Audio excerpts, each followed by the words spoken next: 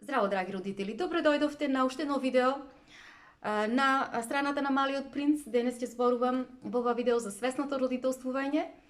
И во ова видео ќе зборувам за тоа што значи спрема свесното родителствување да се изродителствува едно здраво дете на емоционално ниво. Бидејќи голем број на родители го поставувале ова прашање, авторката Шефали утврдила дека клучот е во родителската присутност, во родителската меѓучовечка врска со детето, како и посветеноста на родителот да остане кон таа меѓучовечка конекција со детето.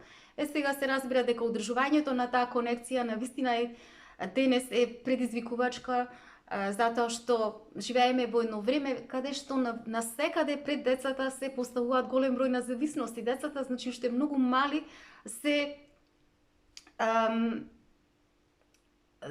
секогаш се предочени му се тие зависности, почнувајќи од мобилните телефони.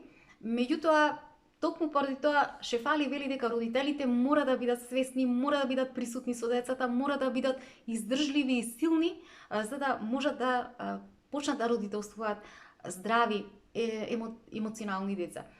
Сега, меѓутоа како да се остане доследен на тоа нешто? Тоа може да го направат родителите единствено доколку разберат колку е важен и сериозен недостатокот од меѓучовечка поврзаност со своето дете и како тоа влијае врз односот детето, како влијае врз развојот на детето, како влијае врз здравието на детето, врз неговата емоционална издржливост. И сите знаеме, пред сета спомнува дека алкохолот, никотинот, марихуаната, се работи кои што пред одредена возраст не треба да им се даваат на децата. Меѓутоа, исто така спомнува дека родителите треба да бидат свесни и за тоа дека како таков извор на потенцијална зависност во таа категорија исто така може да се вметнат и мобилните телефони. Меѓутоа, родителите само треба да го сменат светогледот за тоа нешто, да разберат навистина колкава е опасноста од користењето на мобилни телефони до одредена возраст. Треба родителите да се решат да ги тргнат мобилните телефони од децата се до одредена возраст, исто како што е тоа случај со алкохолот, со дрогата, со цигарите и така натаму. Меѓутоа, кога тоа може да се случи? Тоа може да се случи доколку родителите се доследни со својата присутност и преку нивната поврзаност на меѓучовечко ниво со своите деца. Родителите тогаш и го поставиле прашањето, зборувате за присутност постојано со децата, меѓутоа доколку ние не сме во можност постојано да бидеме присутни со нашите деца, тогаш како ќе можеме ние да изродителствуваме здраво дете? И авторката Шефали им одговорила дека доколку родителот не е емоционално присутен со детето, не значи дека тој е потребно да биде физички присутен постојано со своето дете. Овде присутноста не подразбира емоционалната, за да се создаде едно емоционално здраво дете, не подразбира дека родителот мора да биде присутен 24/7 со детето, не се работи да се биде цело време присутен со детето, затоа што присуството, постојаното присуство пред се одредува во зависност од развојната фаза на самото дете. Ако детето е до 3 години, се разбира дека него му треба постојано присуство. Меѓутоа, кога е на 7 или на 17 годишна возраст, присуството е многу повеќе намалено. Зашто станува всушност овде збор? Овде станува збор за давање на делови време на присутност, односно на целосно внимание, фокус кон детето, се додека сме на располагање, во тој период со своите деца. Например, кои се тие периоди? Кога ручаме со нив, кога сме во паркот, кога шетаме со нив низ град, кога се возиме со нив во кола, во автобус или така натаму. Тоа е времето кога ние треба да му посветиме внимание на нашите деца, за да и да, значи едноставно да бидеме присутни со нив. Некогаш тоа подразбира и ништо да не зборуваме, меѓутоа да бидеме и во тишина со нив. Таа дава примерете со своето девојче кое што сега било на 20 годишна возраст и кое што за време на работните денови било во друг град, имало стан, седело со една другарка и кога си доаѓала дома за време на викендите, значи се случувало некогаш да не биде и на располагање со неа цел ден, да се случи тоа да бидат неколку часови во текот на денот, меѓутоа секогаш кога, значи, и била на одреден период на располагање со своето дете, секогаш била исклучително поврзана со неа и присутна за своето дете. Значи, некогаш ќе се случило нејзиното девојче да дојде на 5 минути, да ја бакне или да си кажат некоја шега, значи некоја несериозна комуникација, да се изнасмеат или пак да се гушнат, да се бакнат. Значи, или пак да и речи, мамо, измасирај ми го грбот или измасирај ми го вратот и така натаму. Значи, таа кажува дека на таа возраст, на децата се бараат, значи на тој начин се остварува таа меѓучовечка врска со децата, што е најнормално. И наместо, значи, ние како родители да бидеме во повеќе многу внимание да обрнуваме, леле сега садовите не ми се измијани, постојано да бидеме на телефон, значи или така како што вели јас тогаш да го искористам времето да бидам пак на телефон со клиентите или пак да оставам да работам, да останувам на работа. Значи секогаш им кажува дека доколку ние не сме емоционално и достапни за нашите деца, во таквите моменти нашите деца можат да добијат одреден впечаток во смисла на тоа, еве сега, значи мајка ми е поважна работата, поважни се садовите, поважен е телефонот и така натаму. Значи тоа се мигови или моменти од одреден период на време во кој што родителот треба да настојува да биде секогаш кога може на располагање на своето дете, за да може да преку своето присуство, физичко и емоционално присуство, значи да на тој начин тој ја гради таа емоционална издржливост кај своето дете.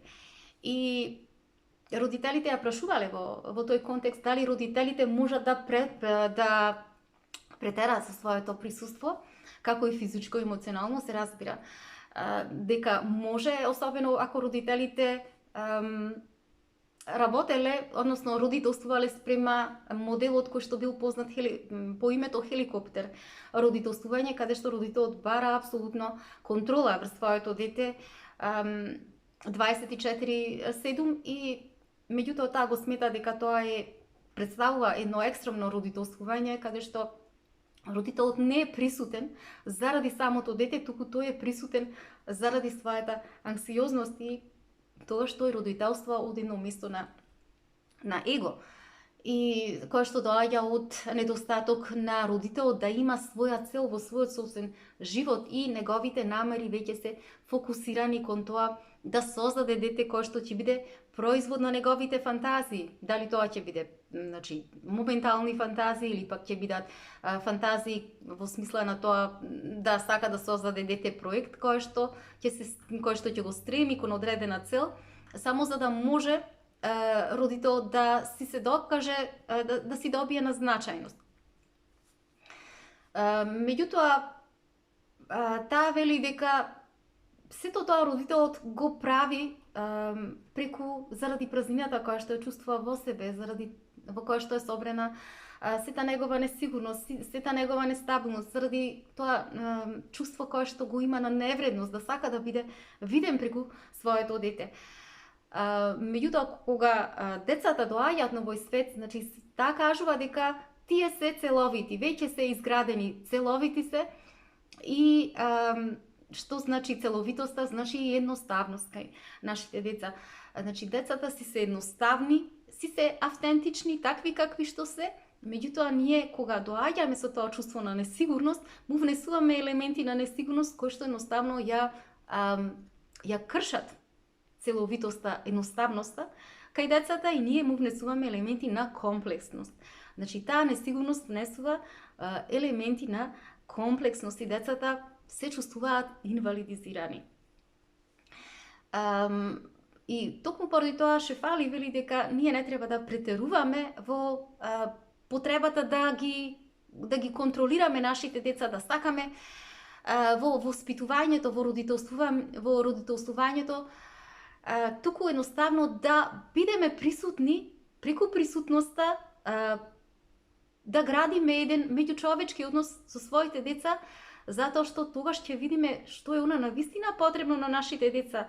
Значи, преку моментите кога сме им на располагање на нашите деца, да можеме да ги откриеме вистинските потреби на нашите деца, со цел да ја задржиме таа нивна целовитост и да ја одржиме, значи, со таа нивна автентичност да можат децата да одат во животот напред.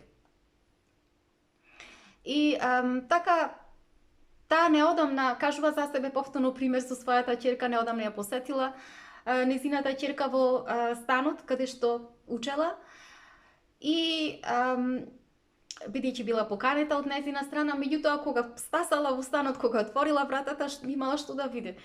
Имало садови за миење, имало ѓубре за изнесување, имала алишта за средување, нешто кое што ние ден денес како родители сигурно сме се соочиле и нормално дека значи дошла една помисла најнаш да земи, да стане супер мајка, да влези, да го среди сиот тој неред, за да му помогне на своето дете, се разбира.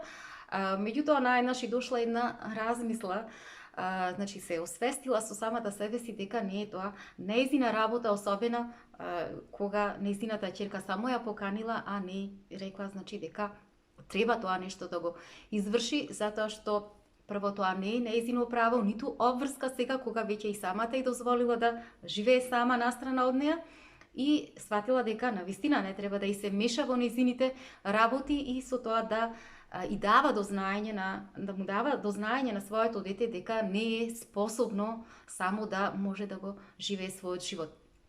Туку едноставно да го испочитува тоа нешто, ако кога ќе се врати нејзиното дете, ако и рече мамо помогни ми, значи тогаш може да и помогне, затоа што пред се ова сега разбрала дека е нејзина јурисдикција или нејзина надлежност која што самата таа решила да го се одлучила да го прави.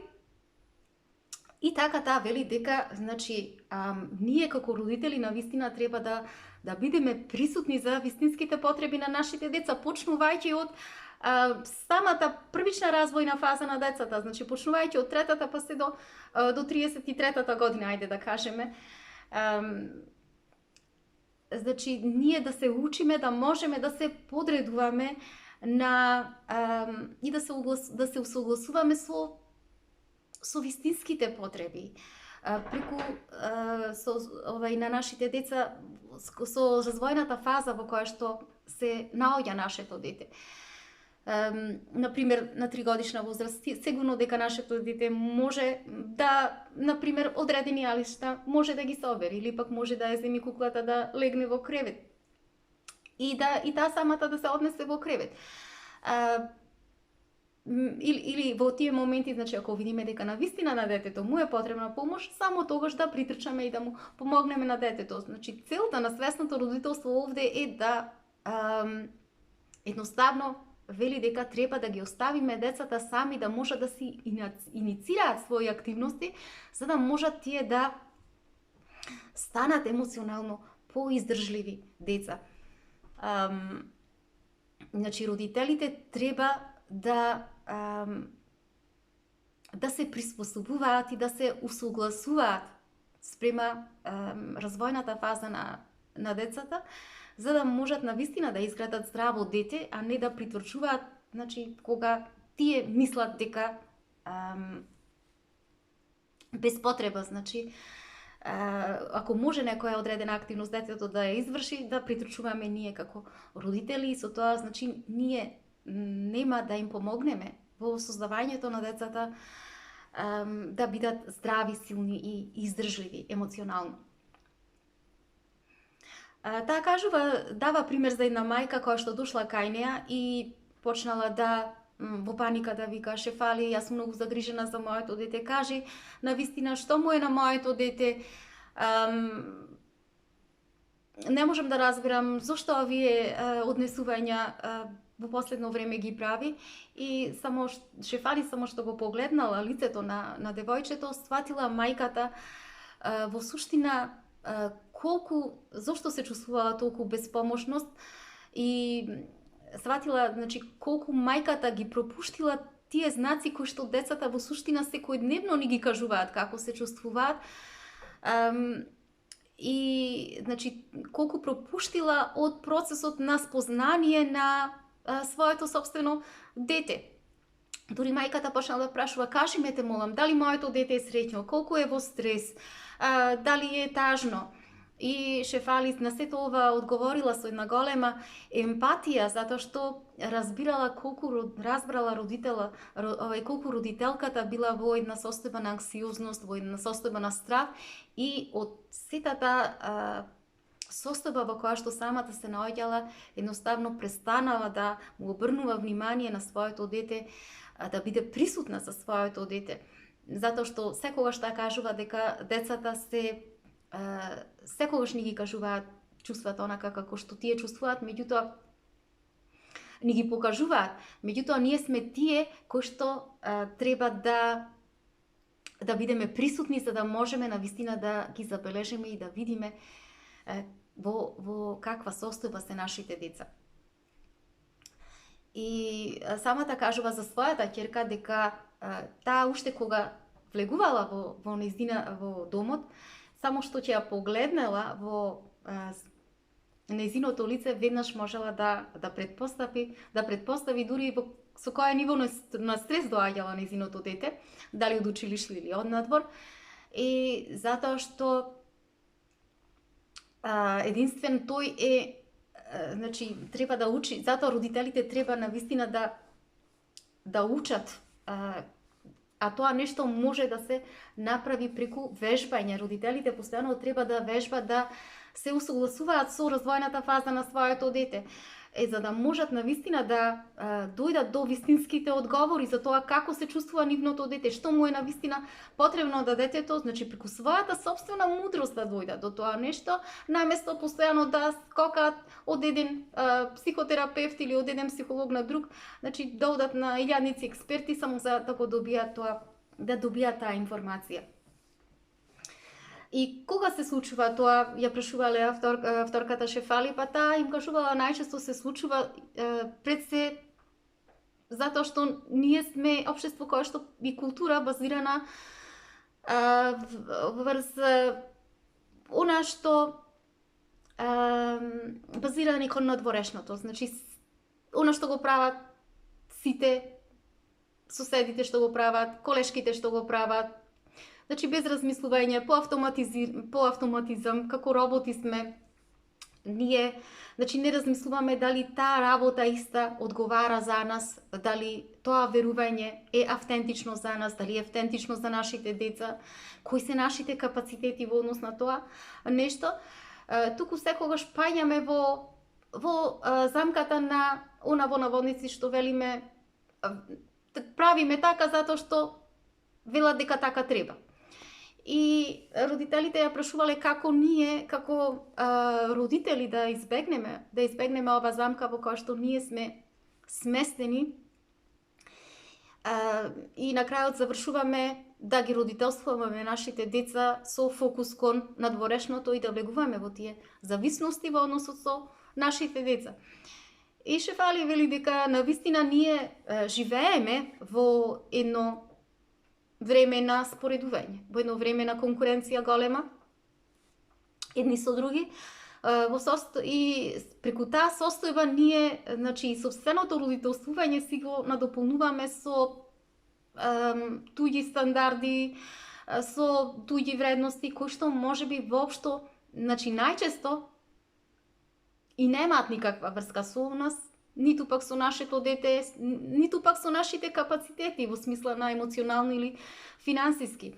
Значи, секогаш се повеќе луѓето, уствари и родителите, се базираат кога родителствуваат, дали со социјалните конструкции кои што се представени преку општеството, преку културата или преку религиозните конструкции или дури преку политичките конструкции. И токму заради тоа Шефали затоа вели дека ние треба да имаме да имаме едно длабоко чувство на себеспознание. Навистина треба да се познаваме себе си, да знаеме кои сме, да знаеме што сме, да знаеме кои ни се можностите, кои ни се капацитетите, за да можеме да му одолееме на сите оние промени кои што преку трендови, преку мода, преку најмодерни активности, најмодерни дестинации кои што секојдневно преку културата се донесуваат до нас. Значи ние не можеме да родителствуваме деца кои што со едно такво чувство на припадност кон сето она кое што секој ден го нуди културата, го изнесува како напредно. Туку ние треба да собереме сила навистина, да бидеме издржливи како родители наспроти таа културолошка, значи културна лудост, која што ја носи секојдневно дека така сите прават, така и ти треба да правиш. И да почне навистина да се родителства од едно чувство на стабилност и едно чувство на сигурност за тоа кој сум јас, што сум јас, кои се моите капацитети, кои се капацитетите на моето дете и така натаму. Значи, таа спомнува дека и кога станува збор за едноставна за екскурзија, кога треба децата да одат, која што, значи, навистина бара финансиски средства родителите да не му е срам да можат да си го кажат своето спрема она што навистина е автентично за нив, согласно на нивната емоционална и финансиска расположливост и капацитет. Значи не е нешто, нема потреба родител да се напнува во однос на тоа, во смисла на тоа дека нешто мора. Не мора нешто. Затоа што гледаме дека после тоа кои се последиците. Последиците се прво ние не сме автентични спрема себе, тоа го гледа децата, не се.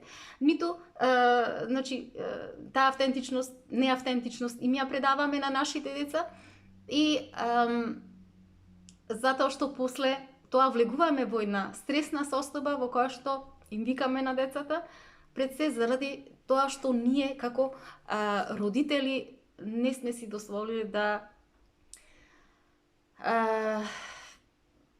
да си видиме вистините спрема нашите емоционални или нашите финансиски капацитети.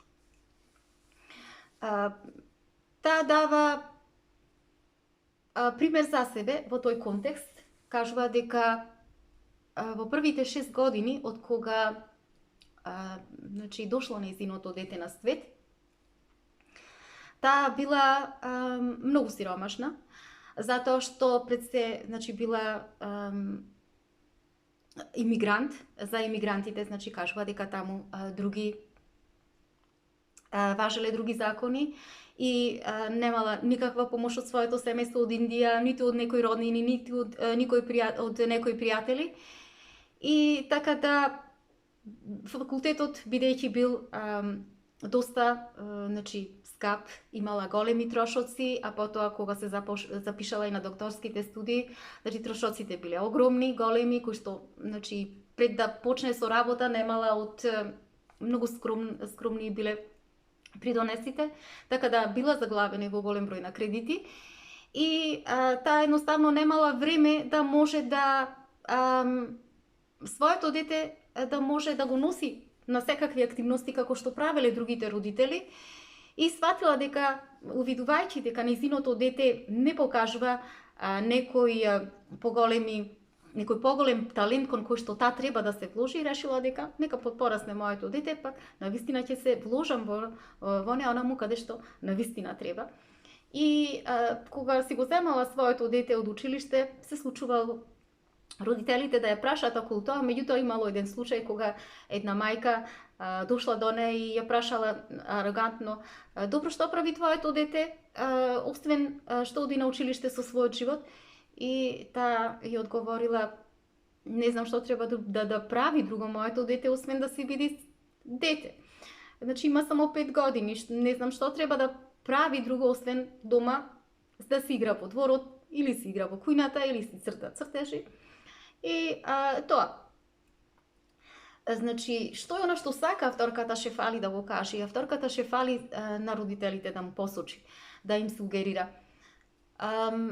Значи, родителите најчесто кога доаѓале од низината праксата можела да установи дека родителите најчесто ги носеле своите деца на 100 активности, ајде да кажеме на повеќе активности, пред се заради срамот кој што го доживувале дека сите така треба да прават и особено кога доаѓале кај неа исполнети со гнев затоа што нивното дете после 3 години се откажувало од тие активности кои што им налагале и таа самата кажува дека колку сме ние луди во своите фантазии како родители. И самата кажува дека ако забележиме ние нашето дете само да тропне со рацете на масата или со некој предмет и веднаш што кажуваме, ете го идниот виртуоз на мама, идниот маестро на мама. И веднаш го запишуваме, значи, на музичко училиште, ајде, ќе биде идниот клавир да свири или да тропа на тапани, без разлика. Значи, ние како родители не сме свесни во тој момент нашето дете што сака да ни каже. Тоа едноставно кога не гледа и кога ние сме со такви луди идеи пред него, тоа не вели, ама мамо, јас само си играм. Значи, само се тропам со прстината на масата, јас не сакам да бидам иден виртуоз.